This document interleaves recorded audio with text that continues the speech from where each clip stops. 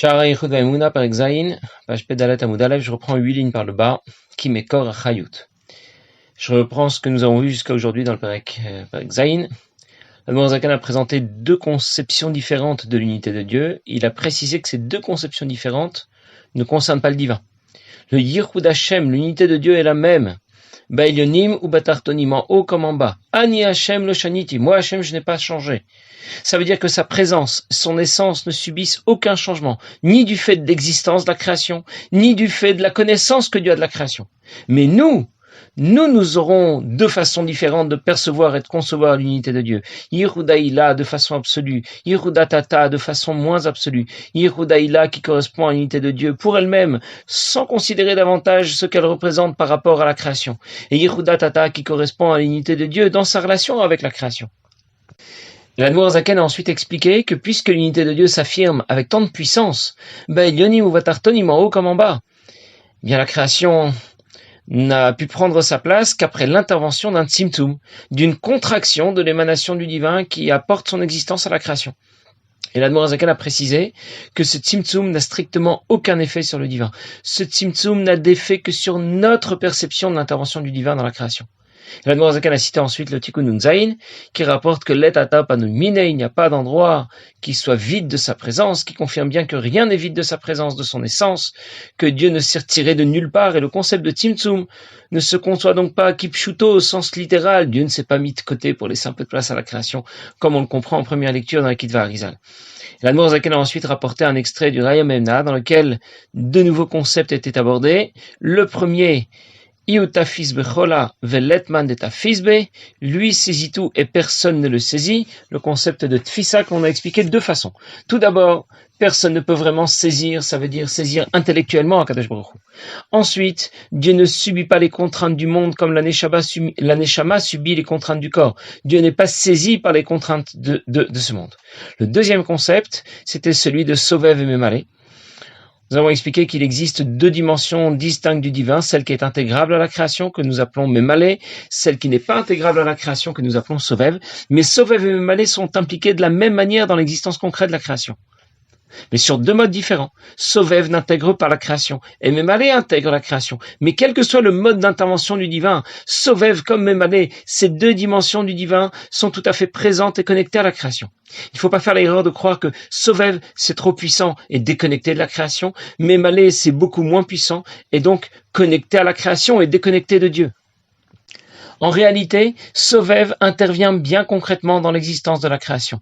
Et Memale n'est pas réduit dans l'absolu. Il l'est seulement par rapport à toi. En d'autres mots, Sovev, Memale, ça ne change strictement rien. La relation entre Dieu qui est infini, Ensof, et la création reste permanente et totale, quel que soit le mode d'intervention, Sovev ou Memale. Quand on parle de Sovev, ça ne veut pas dire qu'Ensof est au-delà, a perdu le contact avec la création. Quand on parle de Memale, ça ne veut pas dire que la lumière divine qui est intégrable à la création a été limitée dans l'absolu, a perdu le contact avec Ensof. Alors je récapitule. Ensof et la création ne sont pas déconnectés. La lumière infinie de Dieu a suivi un certain processus d'intégration, une intégration progressive, pour laquelle on distingue deux étapes, Sovev, Memale, mais la connexion avec Ensof ne s'est jamais perdue. L'unité de Dieu s'affirme et s'applique en pleine puissance dans l'ensemble de la création. Et c'est ce que nous appelons Yehudatata. L'Admour Zaken va maintenant poursuivre la description qu'il a commencé au sujet de Memale, et je vais le reprendre dans les mots. Kimekor achayut hu ruach piv shel HaKadosh Baruch Hu. À l'origine de l'existence de la création, c'est le souffle de la bouche d'Akadosh Baruch Hu, c'est-à-dire que l'énergie que Akadosh Baruch Hu apporte à la création pour lui permettre d'exister, va transiter par ce que nous avons appelé déjà dans le premier Pérec, les lettres des mots de la parole de Dieu, les lettres des Asara Mamarot, Amitlabesh, Asara Mamarot, Torah, les 10 paroles par lesquelles le monde a été créé. Et le souffle de sa bouche, sa parole aurait pu s'étendre à l'infini, et créer des mondes infinis en quantité et en qualité, ou la chayotam adéad, pour leur permettre d'exister pour l'éternité. Et dans ce cas, le monde tel que nous le connaissons n'aurait jamais été créé. De même qu'Akadosh Baruch Hu est appelé Ensof. De même, l'ensemble de ses midot, ça veut dire de ses attributs, de ses peulot, de ses façons de procéder, lui et ces kelim ne font qu'un. Ça veut dire qu'il y a une unité totale dont on va beaucoup parler dans le pérec suivant, entre les midot d'Akadosh Baruch Hu, Chesed, Gvura, Tiferet, sa volonté, sa sagesse, sa bonté, sa rigueur, tout le reste, tout ce qu'il fait, tout cela ne fait qu'un avec Akadosh Baruch Hu. Aïnou, Achayut anim shechet mibidotav, shen Chesed verachamim, usham midotav akdoshot, l'énergie qui transite par ces midot, la bonté, la miséricorde, les autres midot elionot, les sphirot, ayet lapshutan mitlapshot beruach piv, qui vont ensuite conduire l'énergie qu'elles apportent à la création, à intégrer le souffle de sa bouche, sa parole, qui wa marvayei, puisqu'il parle et la création existe. Voilà, mais en même temps, d'où vient cette énergie? Chesed, la bonté de Dieu. Une bonté, Dieu a permis à la création d'exister avant que nous ayons eu le mérite d'exister. Et il l'a fait gratuitement. Et la parole de Dieu va servir de vêtement, de kéli, de réceptacle adéquat pour Chesed, l'émanation du divin qui permet à la création d'exister, comme cet escargot, cette sauterelle, il y a plusieurs traductions, au kamsa, dont les vushemine ube, dont la coquille, le vêtement, la carapace fait partie de lui-même. J'ai terminé de traduire, je vais maintenant expliquer. Le pasuk dit Olam Chesed Ibane. Le monde a été créé grâce à l'intervention de la bonté de Dieu, c'est l'expression de la bonté de Dieu, la sphère de Chesed qui apporte ensuite à Malchut l'énergie qu'elle va distribuer. Cette énergie va s'introduire dans la création après avoir intégré Malchut, mais elle n'a pas diminué dans l'absolu. Malchut est comparé à la coquille de cet escargot, à la carapace de cet animal, que l'on ne distingue pas de l'animal. Sa coquille fait partie de lui. Même lorsque l'escargot est rentré à l'intérieur de sa coquille, on ne dira pas qu'il n'y a plus d'escargot. Rien n'a changé. Il est toujours là. Simplement, il est à l'intérieur de sa coquille. Et bien de la même manière, lorsque l'énergie qu'apporte Chesed, la bonté de Dieu à la création, s'introduit dans ce qu'on a appelé Ruach Piv, le souffle de la bouche de Dieu, Malchut, sa royauté, la Sarama Marot, les 10 paroles par lesquelles le monde a été créé, et va intégrer la création, lui permettre d'exister. Je ne dis pas, il n'y a plus Chesed, il n'y a plus Ensof, c'est fini, il n'y a plus que Malchut, pas du tout. Ensof n'a pas disparu, Chesed n'a pas disparu, il n'y a pas que Malchut, Ruach Piv ou Memalek Olalmin, les 10 paroles qui interviennent dans la création. Ensof et Chesed n'ont pas disparu, comme l'escargot qui n'a pas disparu dans sa coquille. Alors je récapitule. L'escargot est bien dans sa coquille. Comme Ein Sof se trouve toujours dans Memalek Olalmin, dans le monde de la création. On ne peut pas dissocier Or Ein Sof de la création. Bien sûr, on a du mal à concevoir que dans la table et les chaises, les murs et tout le reste, tout ce qu'il y a autour de nous, là se trouve Or Ein Sof, la lumière infinie de Dieu. Pour moi, c'est juste une table et des chaises. Quelqu'un peut de la même manière voir un escargot et dire « Il n'y a pas d'escargot ici, il n'y a qu'une coquille ». C'est vrai, mais à l'intérieur, il y a l'escargot. On regarde la création, on ne distingue que la coquille. Mais Malé, Asarama Marot, Ruarpiv, Malchut, on distingue les 10 paroles par lesquelles le monde a été créé, le souffle de sa bouche, sa royauté. Mais à l'intérieur, il y a bien Ein Sof. Et là, chez Tzimtzem HaKadosh Baruch Hu, Ha'or v'Achayut sheyuchal itpashet meruarpiv, Dieu a contracté cette lumière qui émane pour pouvoir intégrer sa parole, le souffle de sa bouche, pour que cela puisse intégrer la suite du processus, les 10 paroles par lesquelles le monde a été créé, et les lettres et les mots de la parole de Dieu vont se recombiner, s'interchanger, des recombinaisons qui correspondent à une certaine logique, au moins une valeur numérique. Chaque recombinaison de lettres correspond à une diminution de la puissance de cette lumière, par rapport à nous, bien sûr, toujours. Ça veut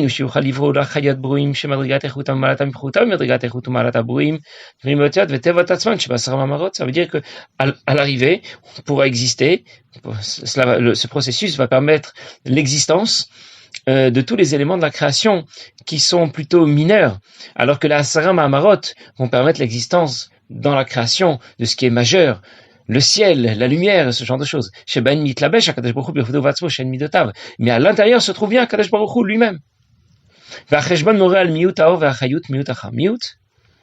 Et la valeur numérique correspond, quand les lettres ont changé et qu'il ne reste de rapport entre le mot suivant et le mot précédent que la valeur numérique, eh bien, ça correspond donc à une grande diminution d'intensité de la lumière divine qui est créatrice. Il ne reste plus que la valeur numérique. Voilà, c'est la seule chose qui reste du mot d'origine. Mispar, le nombre, kamam nekochot madrigat kulot bor vechayut rezeh melubash betziruf zeh shel tevazo, qui correspond aux différentes forces, différentes lumières intervenantes qui vont permettre la création de tel ou tel élément. Je vais reprendre ce que je viens de lire. Les 10 paroles par lesquelles le monde a été créé sont l'association de lettres et de mots, mais chaque lettre est le vecteur de l'énergie que Dieu apporte à la création. Au départ, l'énergie qu'apportent les lettres et les mots d'Asara Mamarot est trop puissante pour permettre l'existence des éléments les plus basiques de la création, les minéraux, les végétaux. Les lettres et les mots d'Asara Mamarot vont donc subir des changements, des remplacements, qui correspondent à chaque fois à une diminution de l'énergie apportée à la création, et c'est ce qui permettra à l'arrivée, à Or Ein Sof, d'intégrer jusqu'au plus petit caillou de la création. À l'intérieur de chaque minéral se trouve bien Or Ein Sof, mais ce n'est simplement plus perceptible pour nous. C'est le résultat du processus que décrit ici l'Admour HaZaken, par lequel les changements de lettres et de mots obéissent à des règles bien précises. Alors je récapitule. Les Asara Mamarot elles-mêmes, les 10 paroles par lesquelles le monde a été créé, sont à l'origine de l'existence, de la lumière, du ciel, des étoiles, ça veut dire à l'origine des éléments majeurs de la création. Puis les Asara Mamarot, ces 10 paroles par lesquelles le monde a été créé, vont subir des changements, permutations de lettres. Et ils seront alors à l'origine de tous les éléments les plus mineurs de la création. Mais c'est le même Or Ein Sof qui intervient. C'est de ça dont il faut se rappeler, du début à la fin de ce processus, et qui soutient l'existence de tous les éléments de la création, des plus majeurs aux plus mineurs. Pour cette raison, que les noms des différents éléments de la création ne sont pas choisis au hasard, par convention. Dans la Shana Kodesh, n'est pas un langage de convention. Le nom qui correspond à la combinaison des lettres d'Asara Mamarot, qui seront les vecteurs de l'énergie qui lui permet d'exister, c'est le nom que l'on va attribuer à tel ou tel élément de la création. On raconte dans la Torah qu'Adam Arishon a donné des noms à chacun des animaux de la création. Bravo! Et c'est trop facile. En plus, il y a personne pour le contredire. Donc il a vite fait de donner des noms à tous les animaux de la création. C'est qu'il n'a pas choisi des noms de façon arbitraire. Il leur a donné les noms qui correspondent aux lettres des Asara Mamarot, des 10 paroles par lesquelles le monde a été créé, après que celle-ci ait été changée et recombinée pour permettre l'existence de tel ou tel animal. Le Midrash raconte que les Malachim se sont opposés au départ à la création de l'homme. Ma enosh kitizkerenu, dit le pasuk dans les Tehillim, ben adam kitifkedenu. Que vaut l'homme déjà? Pourquoi? Tu es sûr que tu veux vraiment le créer? Et les Malachim se sont opposés à la création de l'homme. Finalement, Dieu l'a créé. Et l'homme a fini par donner des noms à tous les animaux. Et Dieu s'est adressé aux Malachim et il leur a dit: vous avez vu? J'ai bien fait finalement de créer un homme. Vous voyez comme il sait si bien donner des noms à tous les animaux. Et nous, on pourrait se demander, il a donné des noms à tous les animaux, c'est très bien, mais finalement, il n'a rien fait d'extraordinaire. C'est qu'en vérité, il n'a inventé aucun nom. Il a su voir dans chaque animal l'intervention des Asara Mamarot, des 10 paroles par lesquelles le monde a été créé, après le processus de changement de lettres dont on a parlé. C'est la différence entre la Shana Kodesh, l'hébreu et les autres langues. Toutes les langues sont des langues de convention. La Shana Kodesh n'est pas une langue de convention. Il y a un sens dans chaque mot. Par exemple, le mot Kelev, ça veut dire un chien. Mais ça vient du mot kulolev. Il est 100% impulsif, sur l'impulsion. Ce n'est que de l'impulsif. De la même manière, pour chaque mot, il y a un sens dans chaque mot. Pour dire que la Shana Kodesh n'est pas un langage de convention, c'est le langage de Dieu, comme il se manifeste après avoir subi les échanges et les permutations de lettres dont on a parlé. Dans la même idée, chashmal signifie l'électricité, mais chash ça veut dire se taire, mal ça veut dire parler, c'est l'idée d'un courant alternatif, et c'est comme ça pour chaque mot dans le Lashon HaKodesh. Le mot qui est en fin de processus, qui correspond à l'élément qui a été créé, n'a qu'un seul rapport avec le mot de départ d'Asara Mamarot, c'est parfois uniquement sa valeur numérique. Pourquoi ce long développement que fait l'Admour HaZaken? L'Admour HaZaken ne veut pas qu'on perde le fil entre Or Ein Sof et la création dans toute sa diversité. On aurait pu faire l'erreur de croire que Sovev est au-delà, déconnecté de la création. On aurait pu faire l'erreur de croire que Memaleh est déconnecté de Ein Sof. Et l'Admour HaZaken souligne bien. Il souligne que Sovev est bien présent et intervient concrètement dans ce monde. Memaleh n'est absolument pas déconnecté de Ein Sof, de l'infini de Dieu. Ein Sof s'introduit effectivement et concrètement dans chacun des éléments de la création. Et c'est pour le comprendre bien que l'Admour HaZaken donne l'exemple de l'escargot de sa coquille, qu'il décrit le processus de remaniement des lettres et des mots d'Asara Mamarot. Alors en conclusion, le contact direct avec Ein Sof, avec Dieu qui est infini et permanent pour tous les éléments de la création. Et il n'y a donc pas d'existence, pas de Metsiout en dehors de celle de Dieu, d'Akadosh Baruch Hu. Ein Sof pénètre l'intégralité de la création. L'Admour HaZaken va terminer le Pérec en donnant un exemple pour illustrer le fait que Dans le nom de chacun des éléments de la création, on va retrouver en allusion son origine, Ein Sof. Je vais d'abord le lire dans les mots. Après toutes ces séries de contractions. Comme Dieu, et sa sagesse l'ont décidé. Alors la lumière de Dieu pouvait s'introduire maintenant Gabetartonim jusqu'au monde le plus bas, que Moavanim va faire Adomem, et dans ce monde jusqu'au plus petit caillou. Qui Even derech Machal, Even, ça vient du nom Ban, du nom de Dieu qui a la valeur numérique 52, je vais y revenir tout de suite, Vod Aleph Nosefet Mishem Acher, avec un Aleph supplémentaire d'un autre nom de Dieu, les Tama Yadwa et les Yotzra, et pour une raison qui est connue du Créateur, Neshem Banatzmo, et ce nom de Dieu qui a la valeur numérique 52, Ubolamot Elyonim Meod, fait référence à un niveau des divins très haut, mais après avoir subi différentes contractions, différents tzimtzumim, l'énergie associée à ce nom de Dieu est descendue à Chituchal Itlabesh Be'even jusqu'à venir s'introduire dans ce caillou. Et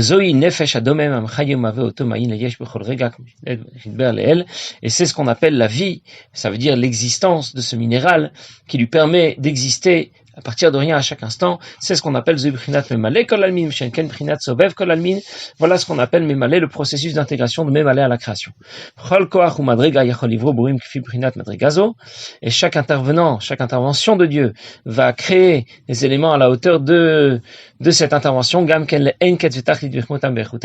l'infini en quantité et en qualité, l'Achiot Dead, pour permettre d'exister à l'infini. C'est le système de reproduction que l'on retrouve qui permettrait la continuité des générations à l'infini. Et c'est là où on devine l'intervention de Dieu qui est infinie dans la création. Puisque c'est là le résultat de l'intervention de Dieu, et il n'y a pas de limite à son existence et à sa présence.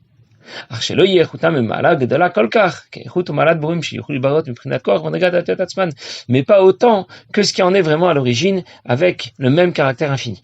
Bien, que vient nous dire ici l'Admor Zaken? Dans le mot Even, on retrouve une allusion à l'émanation du divin, dont la valeur numérique, le développement des 4 lettres Yud Kevav Ke 52. Nous avons déjà vu que ces 4 lettres se déclinent de différentes façons, et ces déclinaisons différentes correspondent à des valeurs numériques différentes, et à des dimensions différentes du divin. On distingue 4, Avsak Maïban, qui vont à la valeur numérique 72, 63, 45, 52, en fonction du milouï qui s'impose. Ça veut dire de la façon dont on a développé l'écriture de cette lettre, He avec un Aleph ou avec un He ou avec une autre lettre. J'avais déjà donné l'exemple d'un constructeur automobile. Chaque pièce détachée porte le nom du constructeur dans une voiture, parfois en toutes lettres, parfois sous la forme d'un logo, parfois sous la forme d'un numéro de série. C'est peut-être plus ou moins clair, mais ça fait toujours référence à la marque du constructeur. De la même manière, Mavdil, la marque du divin se retrouve en allusion dans l'ensemble de la création. Parfois, le développement des 4 lettres Yud Kevav Ke forme la valeur numérique 72. Parfois, ça formera la valeur 63, parfois 45, parfois 52. Ça peut être différent, mais ça fait toujours référence au divin qui intervient dans la création. C'est pas notre sujet ici, mais je reviens plutôt à l'exemple que donne l'Admor Zaken. Le mot Even est composé d'un Aleph et Ban, pour nous dire que dans le plus petit caillou, Even, on retrouve une allusion à l'origine spirituelle de ce caillou. Le Shem Hashem Yud Kevav Ke, dans sa valeur numérique 52. Le Shem Ban correspond à une émanation du divin très haute, qui était suffisamment diminuée pour intégrer ce caillou. Et c'est ce qu'on appelle l'âme de ce minéral, ça veut dire sa vie, son existence. Dieu est infini, il est donc en mesure au départ de créer des mondes tout aussi infinis en quantité et en qualité, pour toujours. Et la puissance que Dieu investit dans la création est infinie, et surtout ce qu'il faut se rappeler, c'est que elle le reste. Voilà ce dont il faut se rappeler. Voilà ce qu'il faut souligner. La puissance que Dieu investit dans la création est infinie, mais elle le reste. Parce qu'on aurait pu faire l'erreur de croire qu'au départ Dieu est infini, mais à l'arrivée dans notre monde, il reste plus grand-chose de la puissance de départ. Pas du tout. C'est la même puissance infinie de Dieu que l'on retrouve dans un caillou, dans le soleil, dans le Gan Eden. Mais notre perception seulement a changé. Notre perception seulement est différente. Mais c'est le même Ein Sof qui est bien présent dans notre monde, même si on ne le ressent pas, même si on ne ressent pas sa présence. On raconte de Reb Nechemia, qui était un chassid de l'Admor Zaken, puis de l'Admor Emtsai, et il était en train de gérer sa comptabilité. Et lui, pendant qu'il gère sa comptabilité, eh bien, il pense à Dieu. Oui, il y a des gens qui, pendant la tfila, pensent à la comptabilité, mais lui, voilà de quelle trempe était notre chassid. Pendant qu'il fait sa comptabilité, il était en même temps en train de penser à Dieu. Et au lieu d'écrire la somme finale sur son bilan, à la fin, il était à ce point plongé dans ses pensées qu'il a plutôt écrit Ein od milvado. Il n'y a rien d'autre qu'Akadosh Baruch Hu. Voilà quel a été le bilan qu'a pu faire notre chassid. Un bilan qui dit tout simplement Ein od. Il n'y a rien d'autre. Ein od milvado. Passez une bonne journée.